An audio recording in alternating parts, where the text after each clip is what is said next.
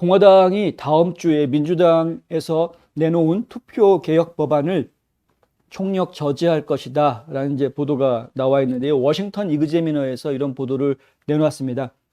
민주당 최고위원은 오늘 척 슈머 의원을 얘기하는 건데요. 연방 상원이 다음 주에 투표 개혁 법안을 채택할 것이라고 발표했다는 것이죠. 이게 조만친 의원, 이제 이 조만친 의원이 민주당 쪽이 처음에 내놓았던 투표권 법에 대해서, 선거법 법에 대해서 지금 문제가 있다라고 지적을 하고 본인 스스로가 나름대로 조정안을 만들어서 다시 내놓은 것이 바로 투표 개혁 법안인데, 이 투표 개혁 법안에 대해서 척 슈머 의원은 다음 주에 표결에 붙이겠다, 이제 이렇게 이야기가 나오고 있는 것이고요.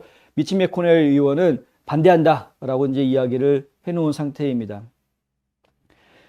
미치 매코넬 의원이 이것을 반대하겠다라고 이야기하는 것은 뭐 당연히 그 안에 있는 내용들 때문인데, 아무리 조만친 의원이 중도파 의원이긴 하지만은 조만친 의원도 역시 민주당에 있다 보니, 그리고 이제 진보주의자다 보니까 결국에는 그가 내놓은 내용에도 보면은 지금 공화당 입장에서는 받아들이기 어려운 선거 청렴성을 보장하기가 쉽지 않은 그런 내용들이 지금 포함이 돼 있어서 그런 것입니다. 예를 들면은 포토 아이디에 대한 부분, 이 포토 아이디에 대한 부분들을 조금 더 완화해 주겠다라는 내용이 좀 들어가 있고요. 지금보다 완화해 주겠다라는 내용이.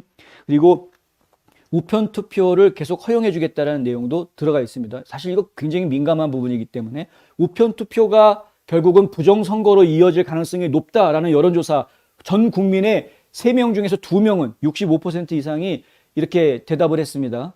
우편 투표는 부정선거로 이어질 가능성이 높다. 국민들이 그렇게 이해하고 있을 정도로 좋지 않은 것인데 왜 그것을 굳이 강행하려고 하느냐. 그런 법안들이 여기 들어가 있으면 안 된다는 것이죠. 그리고 조기 투표를 확대한다는 내용도 들어가 있습니다. 자, 조기 투표를 확대한다는 것은 더 많은 사람들이 그래도 자기 일상생활에 장애를 받지 않고 투표에 참여할 수 있게 해주겠다는, 더 많은 유권자들의 표를 모으겠다라는 취지에서 그 자체는 뭐 인정해 줄 수도 있겠지만, 하지만 진짜 생각을 해보면 그게 무슨 효과가 있느냐, 실제로 해보면 선거 당일날 와서 투표하는 사람이 훨씬 더 많은 게 사실 아닙니까? 그리고 부재자 투표라는 것은 과거부터 이미 있었는데 내가 특별히 움직이지 못할 상황이 되면 부재자 투표를 신청을 하고 부재자 투표를 하면 되는 건데, 굳이 조기 투표 기간을 갖다가 뭐 열흘 해달라, 2주를 해달라 이래야 될 이유가 뭐가 있으며, 굳이 우편 투표 용지를 집으로 다 보내달라라고 해야 될 이유가 뭐가 있느냐 이겁니다. 어차피 그게 다 부정선거로 연결될 가능성이 큰 것들인데. 그래서 결국에는 조정안이 나오기는 했으나 그것을 공화당 쪽에서는 받아들이지 않겠다라고 이제 이야기하고 있는 것입니다. 조지아, 플로리다, 텍사스, 아칸소, 와이오밍, 몬태나, 아이오와 그리고 캔사스 이런 지역에서는요, 투표 시간, 투표함, 유권자 신분증 및 제3자의 투표용지를 수집하고 그것을 갖다가 돌리고 팔고 하는 것들에 대해서 금지하는 이런 것, 투표법의 변경을 지금 이제 시도하고 있습니다. 상당히 많이 바뀌었거나 아니면 지금 바꾸려고 입법하려고 하는 과정 중에 있는 것들이죠. 근데 미국에 50개 주가 있는데 아직 10개 주도 안 되는 데에서 이런 움직임을 보이고 있는 것이기 때문에 이것이 전체적으로 다 확산이 돼야 되겠습니다.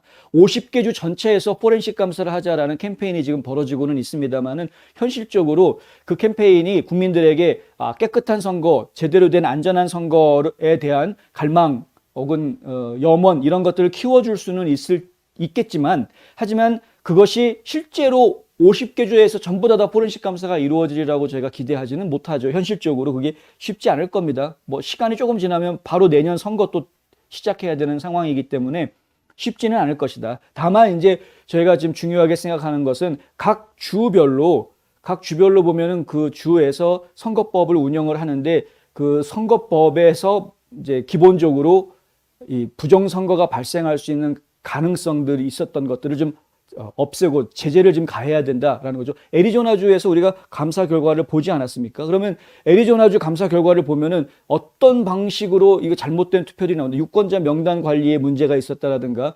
본인이 투표했는지 안 했는지를 제대로 확인하지 못했던 문제들이 여기저기에서 나왔던 것들이 있었죠.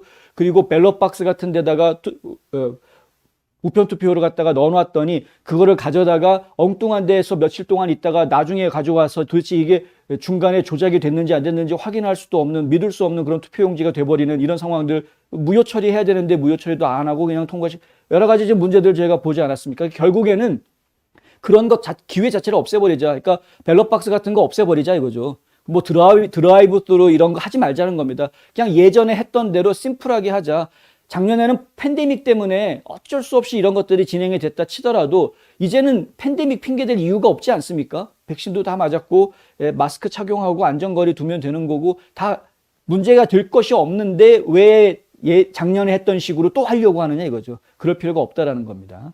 그래서 각 주에서 선거법을 제대로 바로 세우는 작업들 굉장히 중요하다. 펜실베이니아 같은 경우에는 선거 끝나는 날이 원래 11월 3일이어야 되는데 11월 6일까지 접수를 다 받았다라는 것 아닙니까? 그러니까 이런 문제들이 두 번 다시 나와서는 안 되겠다. 그것을 주의회에서 투표법을 만들어서 정의를 해야 되는 것이고 이런 투표법을 연방에서 만들어야 될 이유가 없습니다. 뭐가 됐든 간에 연방에서 해야 될 일이 아닙니다. 원래 투표는 그리고 투표에 대한 관리는 모두가 다 주 안에서 하는 겁니다. 주 국무부가 주관 부서가 되고요.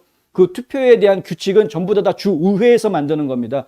연방에서 만들어가지고 모든 주가 다 똑같이 이런 식으로 투표해라라고 했던 적이 없습니다. 미국 역사에. 그렇게 해서는 안 되는 겁니다. 헌법에, 수정헌법에 모든 권한이 국민과 주에 있다라고 이야기되어져 있습니다. 이거는 주정부의 권한입니다. 연방정부가 이걸 침해하려고 해서는 안 되는 것입니다. 반드시 공화당 의원들이 이것을 막아줄 것이라고 저희는 믿고 있고요. 그리고 절대 연방이 선거에 개입하지 않게끔 하는 작업, 이거 저에게 굉장히 중요한 부분이다 하는 것이죠.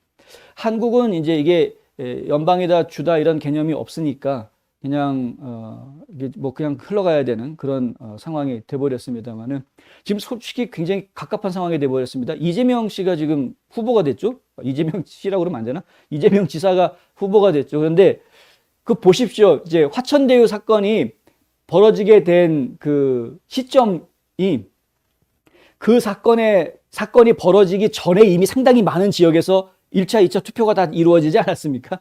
그리고 그 사건이 벌어지고 난 뒤에 2차, 3차 투표가 이루어지게 되는데 그러면은 그 결과를 이 지금 민주당 안에서 자기네들이 경선했던 그 결과를 과연 100% 수용하는 것이 맞는가?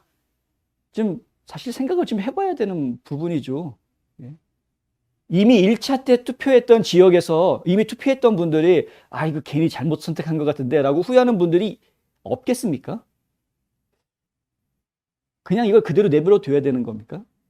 국민의힘도 마찬가지죠. 국민의힘도 깜깜이 투표했죠. 그냥 후보들은 누가 몇 표 받았는지 이거 도대체 알 방법이 없고 그냥 당에서 결과 1등, 2등, 3등, 4등 누구입니다. 끝. 그러니까 헐 누구는 붙고 누구 떨어졌네. 이제 그거로 끝난 거 아닙니까 지금?